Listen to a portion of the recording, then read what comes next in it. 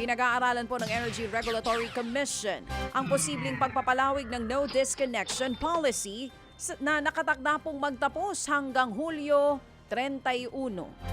Ayon po sa ERC, layunin nitong mabigyan ng dagdag na panahon ang mga consumer na nahihirapang magbayad po ng kanilang electric bill. Inaprubahan din ng komisyon ang hiling ng ilang electric cooperatives at private utilities na hati-hatiing maipatupad ang mga nakatakdang pagtaas ng singil sa kuryente.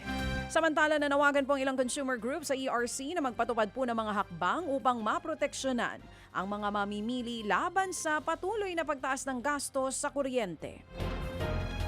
Tumaas naman po sa 2.71 billion US dollars ang cash remittances sa mga overseas Filipino workers o OFW noong Mayo ayon po yan sa Bangko Sentral ng Pilipinas. Mas mataas po ito ng 2% kumpara sa naitalang kaparehong buwan noong nakaraang taon. Pinakamalaking pinagmula ng mga remittance ang United States. Sinundan po yan ng Singapore at ng Saudi Arabia. Samantala, umakyat din sa 3.3 billion US dollars ang personal na remittances na patuloy po na nagsisilbing mahalagang suporta sa pagkonsumo ng mga pamilya at maging sa paglago ng ating ekonomiya.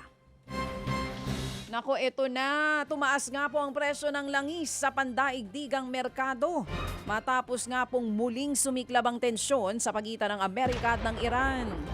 Aray ko po, sabay-sabay ang taas, utilities, langis.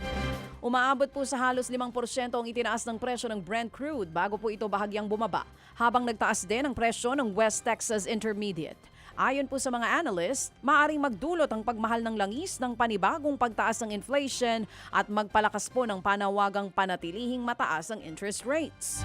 Patuloy naman pong binabantayan ng mga mamumuhunan ng sitwasyon sa Middle East dahil maaaring maapektuhan ang supply ng langis sa pandaigdigang pamilihan.